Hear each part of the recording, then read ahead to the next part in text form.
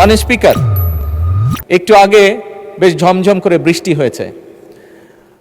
ছোটবেলায় আমি ক্যান্টনমেন্টে ছিলাম, আপনিও আমার ধারে কাছে ছিলেন মাননীয় স্পিকার। আমার মনে আছে তখন যখন বৃষ্টি হতো, আমরা যখন স্কুলে পড়তাম, একসাথে 5-7 দিন ধরে বৃষ্টি হতো।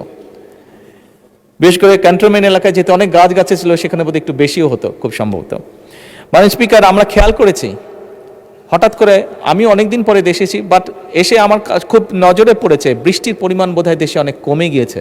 মাননীয় স্পিকার, কিছুক্ষণ আগে 20-25 মিনিটের মতন বৃষ্টি হয়েছে, বাট এরকম বর্ষাকালে আগে যখন বৃষ্টি হতো একসাথে 3-4 দিন 5-7 দিন বৃষ্টি হতো। মাননীয় স্পিকার, যেভাবে গাছ কাটা হয়েছে সমগ্র বাংলাদেশে, এইটার একটি বিরূপ প্রভাব আমাদের আবহাওয়ার উপরে পড়েছে, এবং সেজন্যই এবং একই সাথে এত গাছ কাটার ফলে দেশে বিভিন্ন রকম যান্ত্রিক যে মেশিন, গাড়ি ঘোড়া এগুলো চলার ফলে এবং বিল্ডিংগুলো উঠার ফলে মাননীয় স্পিকার টেম্পারেচারও বেড়ে গিয়েছে। এই সকল কিছু বিবেচনা করে 5 বছরে এই টেম্পারেচারটাকে যদি কমানো যায়, একই সাথে বৃষ্টির পরিমাণ যদি বাড়ানো যায়, একই সাথে পলিউশন দূর করা যায়, সেই লক্ষ্যকে সামনে রেখে মাননীয় স্পিকার 5 বছরে 25 কোটি বৃক্ষরোপণ এবং সবুজ কর্মসংস্থান সৃষ্টির লক্ষ্যে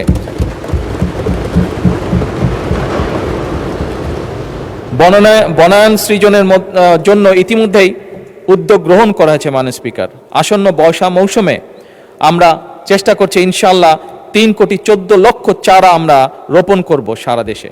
বৃক্ষরোপণ অনুষ্ঠান সম্পাদন করার জন্য স্থানীয় সরকার এবং এনজিওদের মধ্যে এরই মধ্যে মাননীয় স্পিকার সমন্বয় করা হয়েছে। মাননীয় স্পিকার, এই সংসদে দাঁড়িয়ে আমি বলেছিলাম একদিন যে বিগত অনেকগুলো বছর আমাকে বিদেশে বাধ্য হয়ে থাকতে হয়েছে, কিন্তু সেই সময় আমি দেখেছিলাম সেই দেশের শিশুরা কি সুন্দর জুতা জামা কাপড় পরে স্কুলে যায়, এবং আমার তখন ইচ্ছা ছিল কোনোদিন যদি আল্লাহর রহমতে সুযোগ পাই, চেষ্টা করব এই দেশের শিশুদেরকেও যাতে এরকম একটি ব্যবস্থা করা যায়। এবং তারই অংশ হিসাবে মাননীয় স্পিকার, তারই অংশ হিসাবে আগামী অর্থ বছরে সরকারি প্রাথমিক বিদ্যালয়ে বর্তমান সরকার ইনশাল্লাহ 2 লক্ষ শিশুর মাঝে বিনামূল্যে স্কুল ড্রেস বিতরণ করার পরিকল্পনা গ্রহণ করেছে।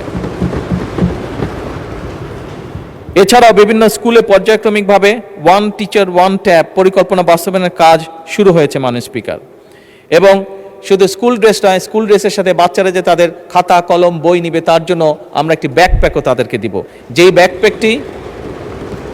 ব্যাকপ্যাকটি সম্পূর্ণভাবে তৈরি হবে বাংলাদেশে, এবং একসময় যে বাংলাদেশের সোনালী আঁশ পাট বলতে আমরা যেটিকে জানি, সেই পাট দিয়ে এই ব্যাগ তৈরি করা হবে। মাননীয় স্পিকার, কারিগরি ও মাদ্রাসা শিক্ষা প্রতিষ্ঠানসমূহ বাস্তবায়নে আগামী 100 দিনের মধ্যে দেশের 2336টি কারিগরি এবং 8232টি মাদ্রাসা শিক্ষা প্রতিষ্ঠানে ফ্রি ওয়াইফাই চালু করা হবে। মাননীয় স্পিকার, সারা দেশের শহর ও গ্রাম অঞ্চলে খেলার মাঠ নির্ধারণ ও অবকাঠামো উন্নয়নে কর্মকৌশল নির্ধারণে কেন্দ্রীয় পর্যায়ে গঠিত কমিটি কাজ করছে। প্রতিটি ইউনিয়ন ও উপজেলায় যথাক্রমে 8 বিঘা ও 10 বিঘা করে উন্মুক্ত খেলার মাঠ তৈরির পরিকল্পনা রয়েছে। মাননীয় স্পিকার, আমরা গতকাল এখানে আলাপ করছিলাম, বিরোধী দলীয় কয়েকজন সংসদ সদস্য, আমাদের দলের থেকেও কয়েকজন সংসদ সদস্য একটি বিষয়ে কনসার্ন এক্সপ্রেস করেছেন, সেটি হচ্ছে যে নেশা বা ড্রাগের একটি বিষয়, যেটি আস্তে আস্তে ছেয়ে ফেলছে যুব সমাজকে। আমি ব্যক্তিগতভাবে দৃঢ়ভাবে বিশ্বাস করি, আমরা যদি আমাদের সন্তানদের জন্য খেলার মাঠ তৈরি করতে পারি, তাদেরকে খেলার ব্যবস্থা তৈরি করতে পারি, অনেকাংশেই এই অভিশাপ থেকে আমরা বের করে আনতে সক্ষম হব আমাদের পরবর্তী প্রজন্মকে। এবং সেই লক্ষ্যকে সামনে রেখেই মাননীয় স্পিকার, খেলাধুলার জন্য মাঠ বা খেলার ব্যবস্থা আমরা এই পরিকল্পনাটি গ্রহণ করেছি। হাইটেক সফটওয়্যার পার্ক এবং আইসিটি সেন্টারসমূহ কার্যকরভাবে পরিচালনার জন্য এবং বাংলাদেশে পেপ্যালের কার্যক্রম আরম্ভের কার্যকর উদ্যোগ গ্রহণে একটি কমিটি গঠন করা হয়েছে। নির্বাচনী ইশতেহারকে প্রাধান্য দিয়ে বেতন কাঠামোর আওতায় জাতীয় ক্রীড়াবিদদের জন্য ক্রীড়া ভাতা এরই ভিতরে চালু করা হয়েছে। মাননীয় স্পিকার, প্রাথমিকভাবে 500 জন ক্রীড়াবিদকে এই ভাতার আওতায় আনার পরিকল্পনা নেওয়া হয়েছে। এর মধ্যে মাননীয় স্পিকার 300 জন ক্রীড়াবিদকে অলরেডি ভাতা প্রদান করা হয়েছে। এছাড়াও 325 জন ক্রীড়াবিদকে ক্রীড়া কার্ড প্রদান করা হয়েছে। মাননীয় স্পিকার, ল্যাঙ্গুয়েজ স্টুডেন্ট ভিসায় বিদ্যমান জামানতবিহীন ঋণ সীমা যা আগে ছিল 3 লক্ষ টাকা, সেটিকে বাড়ানো হয়েছে এবং সেটি এখন 3 লক্ষ থেকে 10 লক্ষ টাকায় উত্তীর্ণ করা হয়েছে।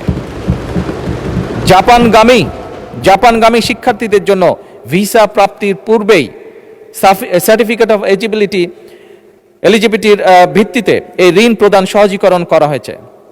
2030 সালের মধ্যে 20% নবায়নযোগ্য বিদ্যুৎ উৎপাদনের লক্ষ্যে ইতিমধ্যে জাতীয় রুফটপ সোলার কর্মসূচি এবং নেট মিটারিং এর মাধ্যমে মোট 35 মেগাওয়াট বিদ্যুৎ জাতীয় গ্রিডে সংযুক্ত হয়েছে।